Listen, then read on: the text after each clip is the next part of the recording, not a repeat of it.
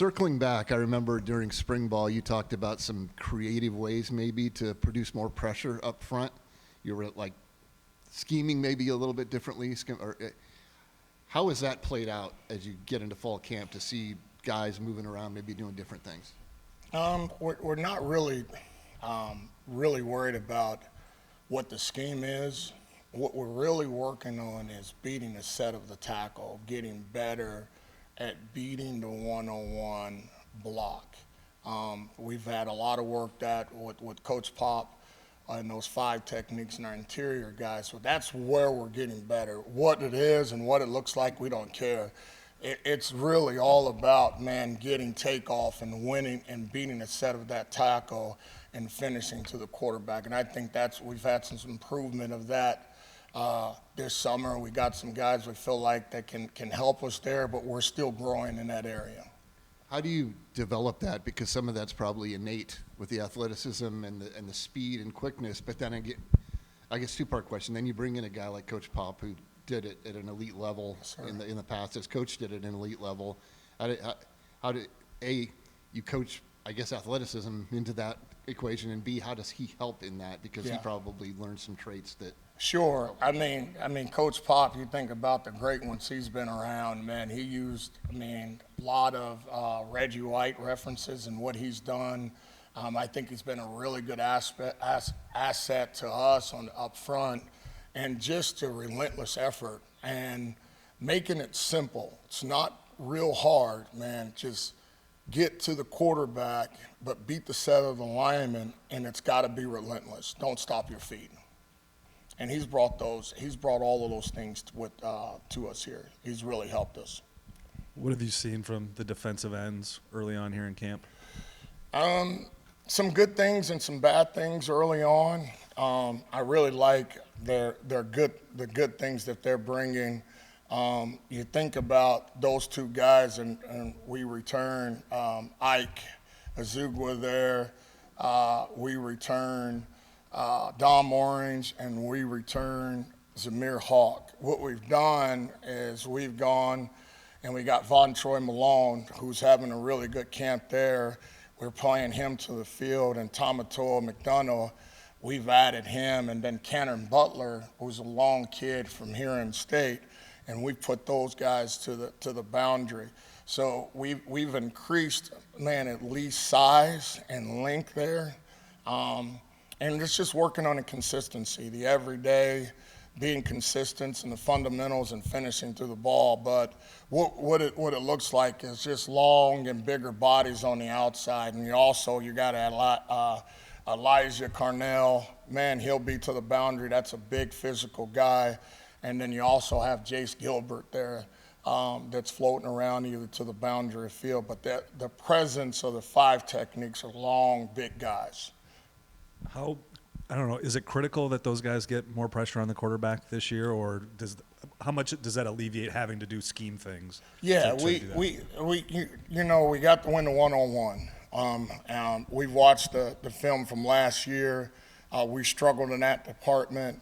Man, Ken, going out and looking at Tamatoa, who's done a great job in the FCS level, has done a great job in the Ivy Leagues. Trey Verdone is also a really good pass rusher from the outside. Miles Mendezoon, you got to have those guys there and put them in the situations in 3rd down where you can get some guys and up the field and to the quarterback. So I think it's having the right guys on the field at the right time that can rush the passer. We got the pieces. We got to make sure they're on the field when we need them to have on the 3rd down. With Tamatoa, how big of a thing was it that he didn't get here in the summer, and how's that transition gone for him and trying to catch up to a guy like Von Troy who was here in January? Man, I think that's a good question. The one thing about Tamatoa is that he's smart. He's from Yale. He's got a Yale degree. So the playbook he's picked up very well. Now it's just about the fundamentals. I think the one thing that was exciting for him coming here, in his past, he's had 3 or 4 defensive line coaches. And we have one style here. Man, I think every day in practice you see that guy getting better and better and better. So, man, it's going to be really man, getting into the fall season and getting him in the game, but I think he's going to be exactly what we want as he gets going and learn the speed of the Big 12. But I think he's he's done a fantastic job of taking the install and just getting better. Man, we just asked the guys to get 1% better. And then a follow-up question earlier on Coach Pop. How's that dynamic gone between you and him and what he's brought from UNI? And is there a particular, is he really good at coaching pass rushing or interior guys, or what's he kind of added to the room as a coach? I think that's a good question too. The one thing between Coach Pop and I, we're old school guys. We're old school guys. We operate the same way, and really it's about mastering the fundamentals, and you have to do those fundamentals over and over and over again. That's been his mentality at UNI. That's been my mentality here. So we've kind of collectively just kind of glued together because our mentalities are the same. Man, we want to knock guys back on the run and have great fundamentals, and then how fast can we get to the passer?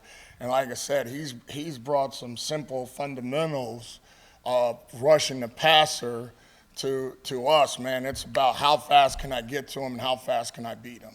And that's the thing, man. We're two old school guys, man, and that's been a great mix to have him here. What's it been like maybe watching 18, 19, 20-year-olds kind of figure out, man, Coach Pop was pretty legit back in the day? Yeah. These guys don't know. I said, man, you guys don't really understand. Man, this guy was the defensive MVP in the league. Matter of fact, when I was playing, I loved watching Coach Pop. I thought he was an incredible player. So, man, having him here and obviously being a fan myself, the other guys have quickly understood, man, this guy knows what he's talking about. What'd you like watching about Pop when he played? Oh, man, he got after it. He got after the quarterback. His relentless effort. He was long. Back then you didn't see those type of guys, and if I could say it, man, a white guy rushing the passer, right? And he's got these sacks. So I was always intrigued by that because I just thought he played with great effort. And that always fascinated me when I was watching the ball. Watching football, I wanted to watch the guys like John Randall that's got this relentless effort. And he was one of those guys. In the spring, I know you guys talked about wanting to challenge Dominique Orange to play 60 to 70% of the snaps defensively for you guys. How do you feel like he's progressed his conditioning to handle that level of snaps this fall? Well, his conditioning is really good. I think he's in the best shape of his life. Now, the mentality of him and what I tell Dom Orange, if we got 4 plays, I want that 4th play to look like your first play. That's the challenge, all right? And there's accountability if it's not. And that's for not just Dom, but for everybody in the room. But he's got to play consistent football with his attitude and effort. He's in the best shape of his life. Man, he can play 40, 50 plays, whatever we ask at any position, but it's really about the finish of all those things. If it's 40, 50 plays and it's not great finish and it's inconsistent, then it doesn't help us. Whatever amount that we put for him, we need it to be his best stuff. And that's it, man. If his best stuff is 30 plays or 40 plays, then that's what we're going to get. But we're pushing him, hey, we need you out on the field in these situations, and it can't be bad. We just need your attitude and effort. And, man, he's done a great job with that. Man, we're not forcing him to be the leader of the defense. We just want his actions to lead us and to bring on, man, because we got a really good, talented, and really you got those 2 levels there that we talked about, and then you got these redshirt freshmen and true freshmen, which I think are really, really talented group.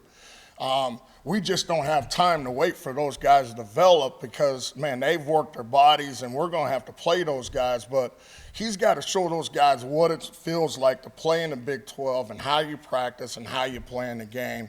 And I think we're really challenging him to finish and to be that guy through actions, not words, man. Let's show these young guys how to play the game.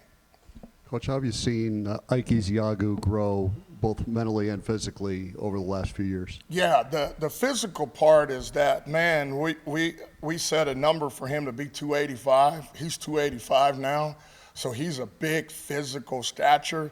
And we know with Ike, man, going into his junior years that, and it's the same thing, and the word is consistency with Ike. I think yesterday's practice, man, he had a step in the right way with, again, man, if I got that fourth play, is it going to be with the same effort and attitude and physicality as my first play? All right, and if we can get Ike to be physical and the consistent part and really fix his fundamentals, man, you got a really physical presence in the boundary. So he's done the work with his body. Now we got to change the mentality of him and making sure that it's relentless effort, it's physical, it's violent, and it's to the ball. And that's what we're really challenged tonight to do that. And if we can do that, we got really good stability to the boundary. Last week, I think Coach Campbell, and speaking about, I kind of mentioned that you guys feel like you probably could have played him more. How do you go about evaluating the tape from a year ago and realizing we may have made a mistake and he should have earned more snaps for us? Yeah, I think that's a good question. I got to do a great job of making sure, man, whoever those guys are, who are our top players, that they're on the field at the right time, okay? And the hard part about some of that is that you got some really talented guys behind them, and we know it's going to be a long season. How do you juggle with making sure you get the right guys on the field and making sure that your second and third guys are getting reps just in case that guy's not available, right? So it's that healthy mix, and that's always a balancing act. And I got to do a better job of making sure I got the right guys on the field at the right time. Going back to Dom and just speaking with him during the offseason, he seems a little more dialed in. Have you noticed a shift in his maturation as a player? I mean, his maturity right now, and Dom is about the team, and I think that's the one change that he's made is that he's become a really good teammate, helping young guys and those things, but he knows what's at stake, and he knows, man, if I can be a really good team player on this defense and the team has success, I will too. All right, so that's where his shift has been, is that I got to do everything that I need for my team, and then my success will happen because the team has success. And I think that's the one thing. Before, that might have been flipped, for him, and now it's about, man, making the team and the defense great and being that person for the team, that A player for the team. Coach, you mentioned trying to get those 45 or 50 high-level snaps out of Dom. When you get that, how much does that help his teammates on the edge and the linebackers behind him? Well, you got to be able to handle him inside there. So, I know a lot of times it gets frustrating for him is that he's getting these blocks and they're eating him up. But we also have to understand if these guys are falling back on the inside, that we have one-on-ones on the outside. Is that we have to win those sets. And it's like Will McDonald, same deal. The guys opposite from Will McDonald loved Will because he was going to get all the attention, and they were going to have some man side of the pro, and that's where your Henny or Razariquez come alive, because now they're turning the protection to Will McDonald, and he has the one-on-one. So they have to know that, man, that guy's going to get some attention. Man, I have to be outside. I have to win my one-on-one there and be successful when that does happen.